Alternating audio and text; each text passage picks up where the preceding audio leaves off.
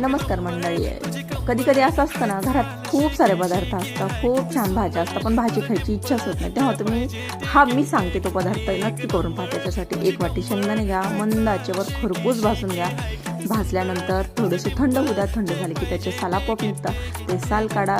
साल काढल्यानंतर एक मिक्सरचं भांडं घ्या. मिक्सरच्या भांड्यात थोडे शेंगदाणे, थोडंसं लसण आणि लाल तिखट घ्या आणि ते मिक्सरमधून काढून घ्या. मिक्सरमधून जास्त फाईन पेस्ट करायची नाही, जाडं भरडच ठेवायचं. आणि ते जाडं भरडं ठेवलं की नंतर एक पॅन घ्या. पॅनमध्ये भरपूर तेल टाका. भरपूर म्हणजे खूपच टाकू नका, 1-2 पळ्या तेल टाका. आणि ते तेल तापलं की त्याच्यात जिरेची फोडणी द्या. तुम्ही इथं पण लसूण टाकू शकता, तुमची मर्जी, पण मी नाही टाकला. आणि इथं कढीपत्ता पण तुम्ही टाकू शकता, पण मी नाही टाकला. इथं आता माझ्याकडे नव्हता. आणि नंतर ते वाटलेलं आपलं कूट आणि चटणी आणि लसूण ते टाका.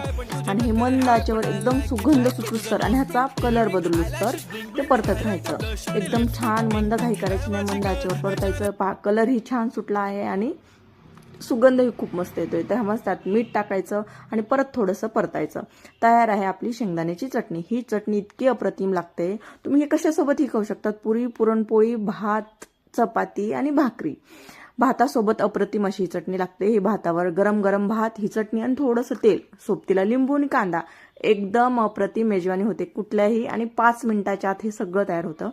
तुम्हाला आवडल्यास लाईक, सबस्क्राईब नक्की करा आणि नक्की करून पहा. तुम्हाला ही कमी वेळेत इतकी स्वादिष्ट चटणी करून पहा आणि कमेंटमध्ये नक्की सांगा की कशी झाली होती. थँक्यू.